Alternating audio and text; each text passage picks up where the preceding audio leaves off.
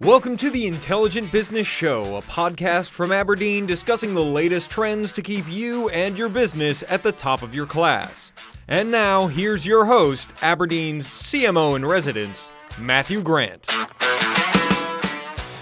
Hello and welcome to the Intelligent Business Show, the podcast that focuses on how organizations just like yours are using data to make their business more intelligent. I'm your host, Matthew Grant, CMO in residence here at Aberdeen. This week, we're speaking with Mike O'Toole, president of PJA Advertising and Marketing, an agency based in Cambridge, Mass. That has worked with a range of companies from Thomson Reuters, EMC, and Iron Mountain to Red Hat, Infor, and Mimecast. In 2017, Aberdeen partnered with PJA to conduct a B2B buyer survey. We did so again in 2018, and we've invited Mike to the show to discuss what we found. All right, Mike, so welcome to the Intelligent Business Show. I'm glad to be here. I know. Thanks for the invite. Well, you're more than welcome. I wanted to invite someone intelligent, and so we invited you. Well, one out of the three, right? Right. Intelligent business right. program. I mean, you're also a business guy. Yeah. You know? Wow, I'm so close here. So, plus you're sort of a showman. You've had podcasts of your own. So, what everyone's tuned in to hear us talk about today is our the B2B buyer research that we've done, and it's the second year, as I mentioned up top, that we've conducted this B2B buyer survey. It was funny though. I know once we got the new data, I sort of got sucked into it, and I was trying to remember the stuff that we thought was really compelling from last year. And the one thing that really stuck out with me then was basically, or the one takeaway in the way I was talking about that stuff is that we need to help, buyers need help making a decision, right? So I think one of the things that we found there was 66% of the reason deals don't close is that buyers either don't know what their need is or they just said indecision. Which those things are obviously related. And the related point to that, Matt, I think that's exactly right. The related point that really stands out for me is that if buyers are struggling to make a decision, they need help and they want to be challenged. They're asking marketers to challenge their assumptions because they're not that confident in their assumptions. They don't know what they don't know. Right. So, and I think it was close to that. 65% said they are more likely to work with a vendor if they can highlight a pain point or an organizational weakness that you weren't aware of. So there's a sense of operating in the unknown, and buyers are looking for help. Right. And so that's, I think, one of the things that the way I thought we were approaching this new survey was really drilling down on that. So we asked a lot of questions about, we drilled down on so we found out why deals don't close. So we drilled down a little bit more on that specifically, how frequently does it happen and that sort of stuff. But I think one of the things, so one of the ways I think I've been thinking about this new survey is that we tried to figure out exactly what kind of help do buyers need. That's right. And so one of the things I think that the thing that the first survey really reminded me of was how challenging it was to actually buy things. Yeah. And so it's fascinating. Isn't it? Yeah. So in terms of the survey, why don't you tell our honorable, I would say honorable guests, but that's not true, our loyal listeners. So when we say, for example, that B2B buyers need help, it's like, what do they need help with? Well, kind of everything, right? So it's interesting that what the data showed is they're having trouble starting the purchase process. So more than 50% said they had incomplete or unclear criteria for buying. So if you don't you can't set up clear criteria for buying, half people say that, you're not really able to start the process that well. So they're having trouble starting.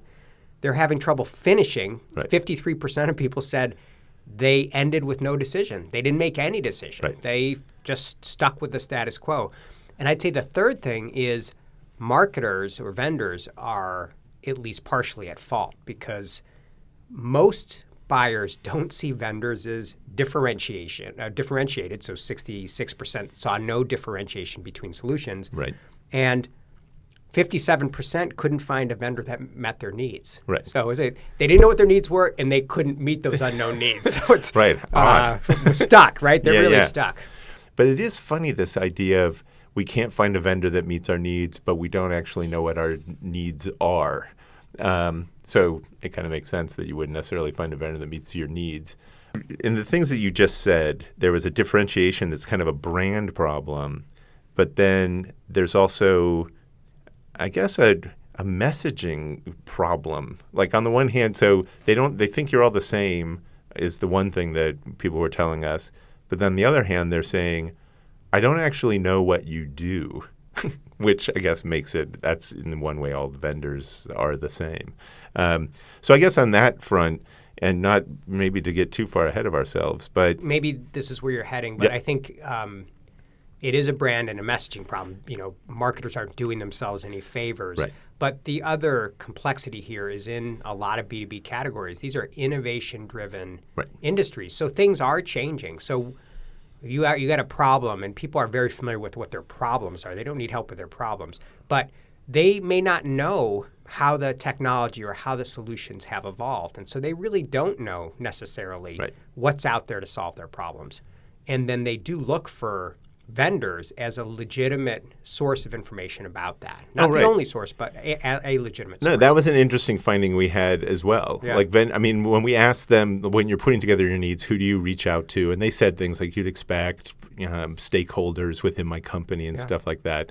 But I know they also told us based on what you just said, they basically look at the vendors as just as valuable a resource as anyone else. Yeah, like 46% said, when I'm looking to clarify my needs, who do I draw on? 46% said vendor side experts, 44% said industry analysts, 45% said peers outside my company. So as legitimate and trusted as analysts and peers, which is pretty incredible. Yeah. I know, because I think that actually went against what I thought was the case. Because I think in general, my first thought is when I think about buyer's journey or when I think about how people define their needs, is I assume they reach out to peers, first and foremost. I'm part of a marketing leader, just online forum, and that's pretty much all it consists of. Hey, can anyone help me with this? Hey, has anyone run into that kind of problem? So they're literally reaching out to peers.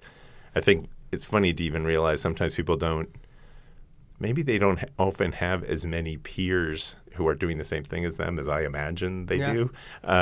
So even that forum, it's fairly anonymous. The people are reaching out to. They're just throwing it's like a message in a bottle kind of thing. And you're just hoping you're throwing it into a small enough sea that someone's going to respond to you. That's a good analogy for the internet, by the way. Yeah, right. You're trying to make a smaller sea. Yeah. But when I think about this, it was one of the other findings from last year is that I forgot how much, and this was the kind of aspirational message for marketers, and is that companies are actually relying on you to be this conduit of new information. Like there's this sense of, everyone where no one wants to talk to vendors. I don't want to talk to them. Especially till I'm almost done with my decision. Yeah, precisely. That's been the kind of received knowledge so far, is that I only want to talk to people when I've done all my research and now I'm ready for them, because it's going to be a hassle and they're just going to sell me. I think both last year and this time, I think we're seeing a kind of different picture. For example, when we asked, when do you typically reach out to a vendor, we were told, let me just bring up the actual facts here, 47% said when we're beginning to research and explore our options, and 26% said when we're defining needs and requirements. Like to me, and I know I thought of this as our kind of aha finding. Yeah. As opposed to this idea of vendors only reach out when they're 55 or 63 or 67 or whatever % down the buyer's journey, we were seeing that people say they most typically reach out to vendors. 73% of them said at the very beginning of the process. Now, I know we had a conversation about this finding because I thought... I like it as I think it's an aha finding. Okay, fair enough. But it's important because it does sort of overturn that conventional wisdom that the CEB and Sirius and others keep giving us. Yeah. But I also think maybe the more important thing for marketers is you can influence that. So it's not just a state of nature that people are going to reach out early. I think depending on how you market to them, buyers are much more willing to engage with you early. Right. So to me, and I'd love to dig into that because I think that's what's really important. Well, here. dig away. Well, so like this, so if we want an aha moment, like kind of the money slide here, I think it's because we wanted to in this research not just say, hey, buyers want to be challenged, or buyers want to be challenged. Right. Okay, great, but we wanted to ask, how do we do that? So when first of all, like you should do it early, just to your point, because if you do it early, the buyer's much more likely to want to talk to you. Right. The other thing is, if you think about, we ask people, what are the most effective ways a vendor might get you to rethink your business needs? What's the most effective way to challenge? Oh, yeah. And 62% said, show me a new way to solve an established problem. Show me a new way to solve an established problem. Right. I think that's super interesting, right? Yeah. So like, if you can, and it's back to the thing you said at the opening, which is people don't really know what's out there. They understand what their problems are, but they don't necessarily know how to solve them. So if a vendor can early on say, hey, these are the ways you should be thinking about solving your problem, you stand apart from the crowd. Right. And in fact, I think we also had a finding that said, when we asked them, when you're putting together your final list, how do you actually select vendors to be part of that? And they said what you'd expect. I include known category leaders. I tend to favor vendors suggested by our senior business or IT management or something like that. But to your point, they also said, I'm open to solutions I've never heard of if the vendor shows me a new way of solving an established problem. In fact, that really stood out.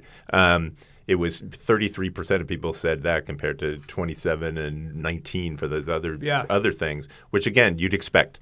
They're going to go with the category leader. They're going to go with whatever is recommended.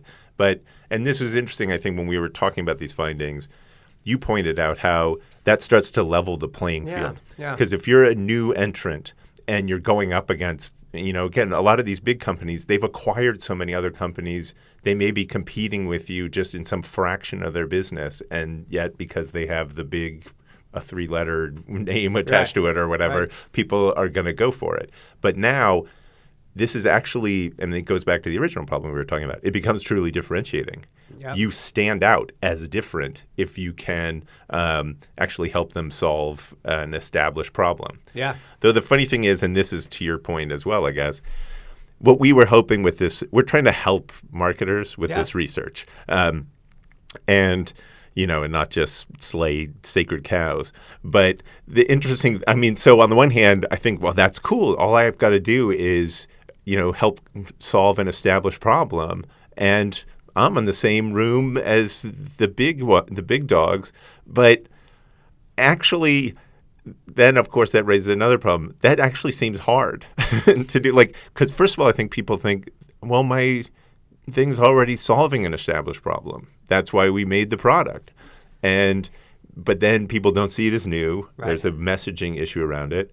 Or I think people, marketers and product managers and people can actually start feeling like, well, there are some established problems that we can't solve. I was in a business for a long time where, there was intense seasonality around the business because business essentially stopped from mid-December through the end of January.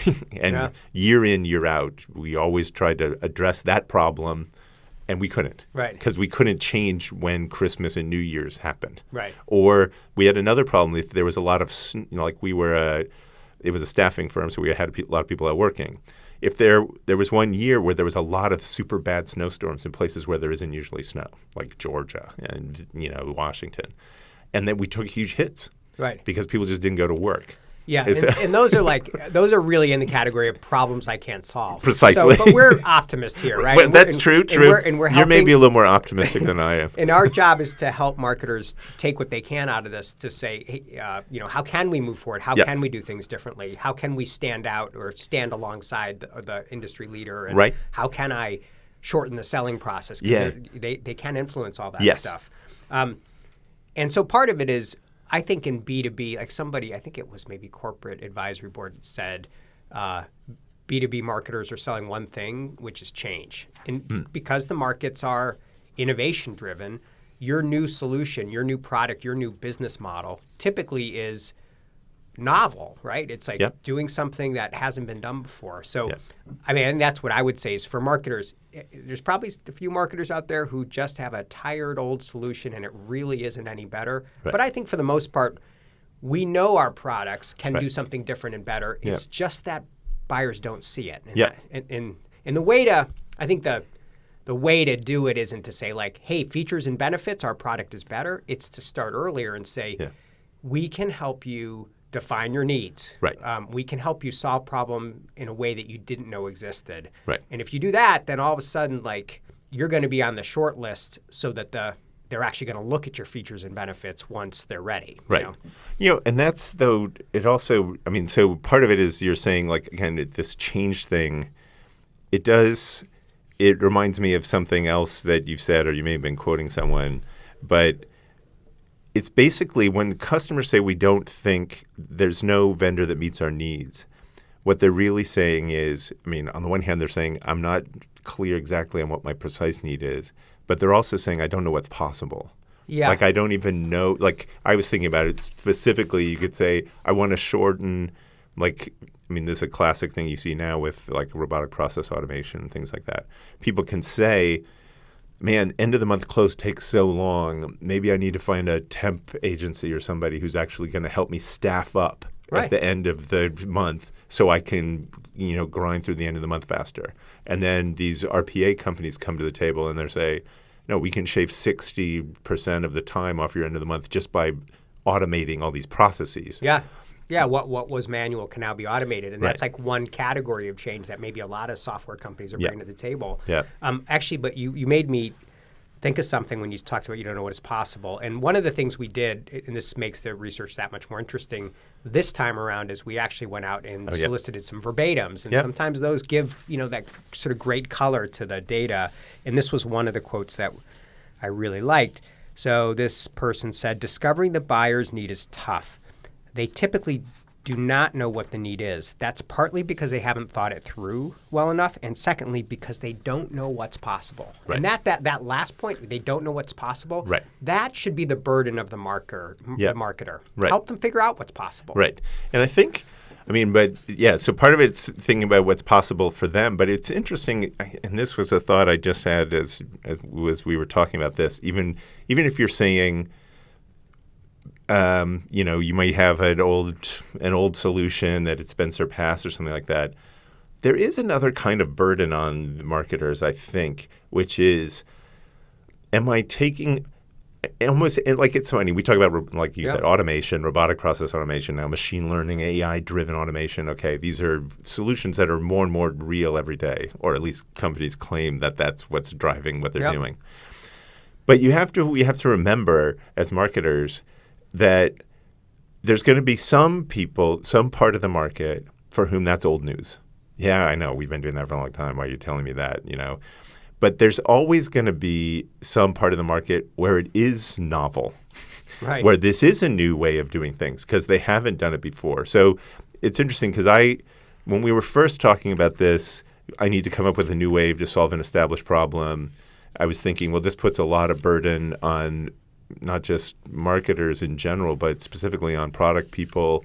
I need to be driving innovation. Everything I need to create, I have to have perpetual innovation in my product, which I think a lot of people will say, oh yeah, innovate or die kind of thing. Yeah.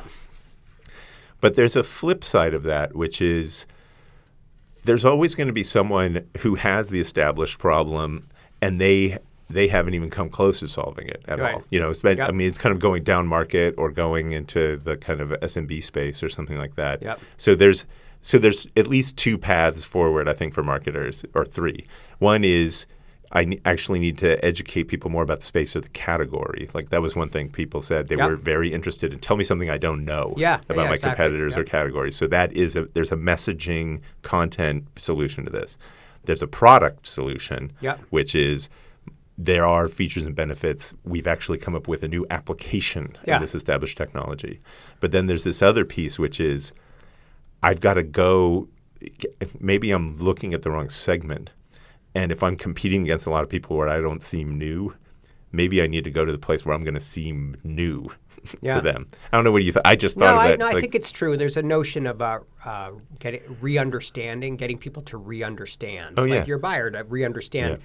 what might be happening in the category or re-understand what's possible in terms of problems that can be solved. But also, when you've earned the permission, getting them to re-understand what your solution can do. Right. It's funny. We Oh, think a lot about I was saying that B2B buyers sell change, and we think about, as an agency, we think a lot about, well, what level of change are you trying to drive? And most marketers, if you ask them, what are you trying to change? They'll say, well, I'm trying to change perceptions because people think I've got this old product when I actually acquired a new one, or I've done this development, or and I think that's right. It's important as marketers to do that. But I think what we say in this research confirms this is start with higher order change. Start with trying to change some of the dominant industry conversations, for instance, that are, what you're doing has to be done manually when in fact it can be automated. We had a cybersecurity company in the application security space. Very same story. What used to be a manual process could now be programmatic and automated. But that was news to people. So that's a conversation. Change the buying criteria. People don't know how to buy. Half say they don't have the right criteria. Help them introduce new criteria. And of course, it'll be criteria that favors you and your product. Right. And then the really fun stuff is way at the top, which is, can you change a culture, a category culture, in the way that it's not a B2B brand, but I think of what Amex did with Small Business Saturday. Yeah. They introduced a whole new way to think about the independent retailer and the place of that retailer in our lives. Right. And that's made a difference to our business culture. So, and there's ways for, I think, every player, even if you're small, to sort of influence some of those cultural things that might be standing in the way. Yeah. Well, so on that front, though, I think, again, it comes back to what I was saying before. If I've got to solve an established problem in a new way. Also, even this idea of helping a company define their needs. And I think one of the problems, there are consultancies that help you do that. It's interesting. We have a customer. We want to help them with something. They're in the process. We're going to bring in a well-known consultancy to basically reconfigure a whole process we've got going on. Yep. So on the one hand, we're waiting on that. But again, there's businesses that help you do that. So, but I guess what I'm really getting at is, do you have any ways that you help customers, or you've seen companies either identify, categorize needs on the part of clients that helps get them to re-understand their own needs and therefore kind of better positions your solution against those needs? Or alternately, surfaces new problems, or kind of it's a good question. And I think I'm going to suggest sounds like a small answer, but it's low-hanging fruit for a lot of marketers. Yeah. And what I would say is activate voices in your category to help do that.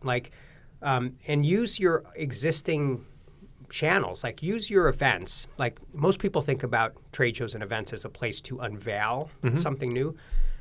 What we've been doing a lot with companies is use them as a way to activate and capture voices that are already there. They're already gathered at the trade show.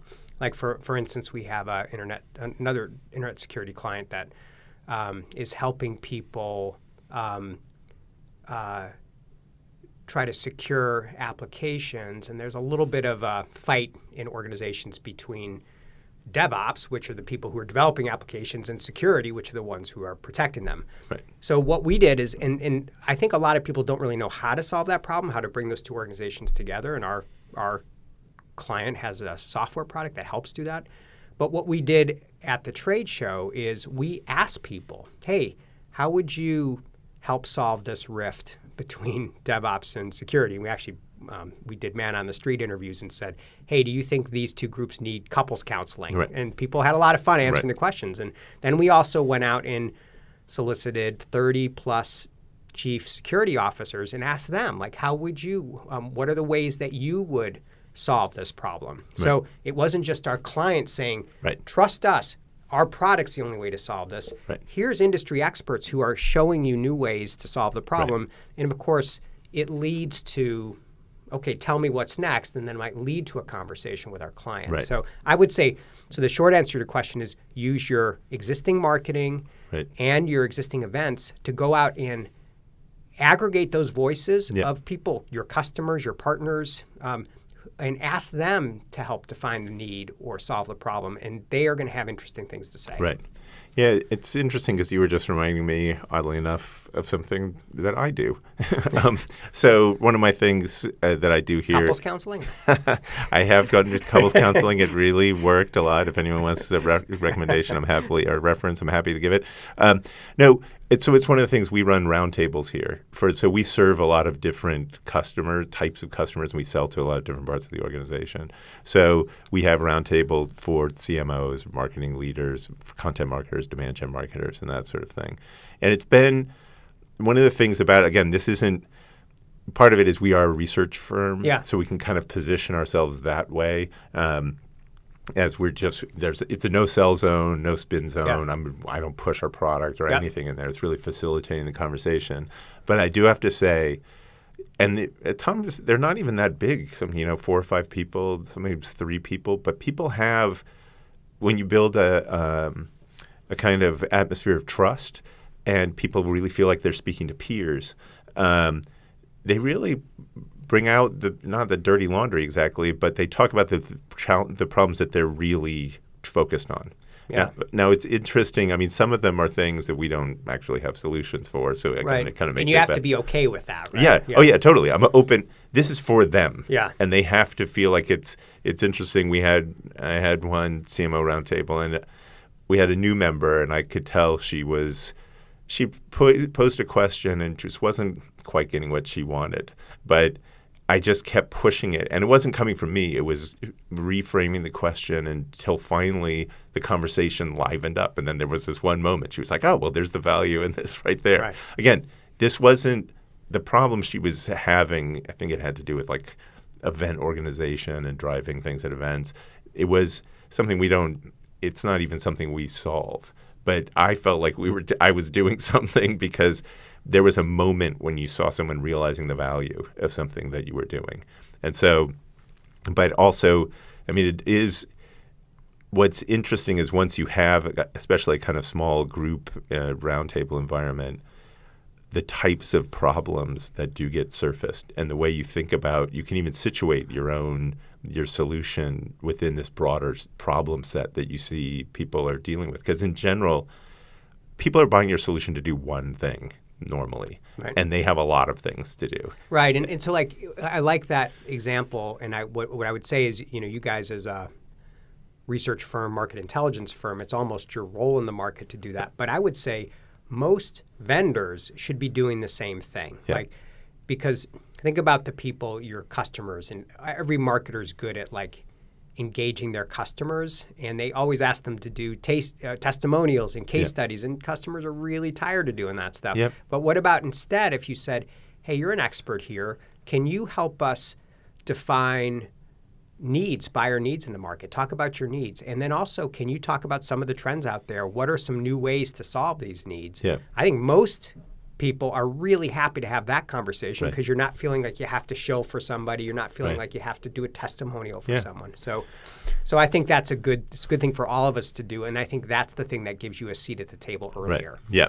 And speaking of that, I think I was trying to think there are, like, so I already mentioned, people said, you level the playing field when you establish, when you can solve an established problem in a new way. We also found, as you said, 65% of buyers said they were more likely to work with someone who actually challenged their assumptions and helped them to rethink their business needs. We also found that if someone challenges you, you're likely or very likely to then be part of the consideration set. So it positions you as it helps you.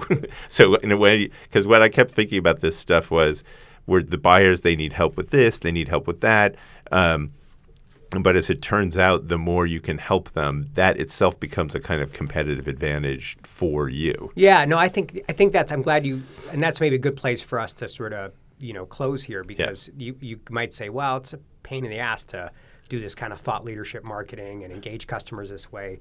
Why would I do it? Well, You do it because you shorten the buying process. Right. That, as you've said, you are much more likely to make the consideration set, and you're also likely to be considered, if you're a smaller company, right alongside those big established leaders because you've shown them a new way. Right. So those are three really important, concrete outcomes that you get as a marketer and as an organization if you can reframe and help people define their needs, help people solve their problems. Right.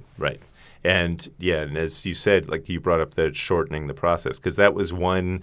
We had a bunch of, since we asked people describe your last B2B buying experience, and that's what we saw over and over again. It was such a grind, it was such a hassle, it was overwhelming, it went on forever. Yeah. And that's the one thing we did find. 66% of our respondents, when we asked them, if a vendor shows you a new way to solve a problem, what impact does it have on your ability to make a decision? Which is what I started out at the top. Making a decision is really hard. Yeah. And in fact, ultimately, a lot of what this circles around is that people are looking to vendors. Our job as marketers is to help them make a decision. Right. I mean, ideally for us. Yeah. But oddly enough, even if we help them in general, we're doing a service, I guess, to humanity. But yeah, what they said when we asked them what happens when someone helps you actually redefine your needs, 66% said it shortens the process. Which everybody wants, right? That's like Right. the holy grail right there. I know even we want it as sellers. Yeah, no, exactly, right? Because it's like fail fast, right? But here's I've talked about the verbatims, and some of these were fantastic. And then I thought this is a really nice one. Maybe we even close with this because it says, we were talking about, well, why do you do this? What are the outcomes or benefits as a marketer? Right. And here's what one person said. So he's describing a good selling process from a vendor. So this particular vendor described a scenario that had not been considered and was actually a requirement not previously found. We quickly explored the need with him and how the solution worked. It made that supplier untouchable in the process. Nobody else could meet that need. Yeah. So there's a sense of, rather than being lost in the crowd, of standing apart if you can do this. If you do it successfully. Yeah. All right. Well, we've ended on success. Super positive. Shorter process. Shorter podcast. Shorter podcast. So, Mike, thank you so much for joining us here in our luxurious studios here in Waltham, Massachusetts. And listener, we'll talk to you next Tuesday. Yeah, thanks, Matt.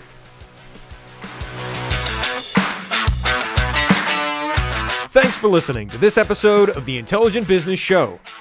You can find this show on iTunes and Spotify, as well as on YouTube. And be sure to follow us on Twitter at Aberdeen_show. And if you want to know what's going on in your market space, be sure to check out Aberdeen.com.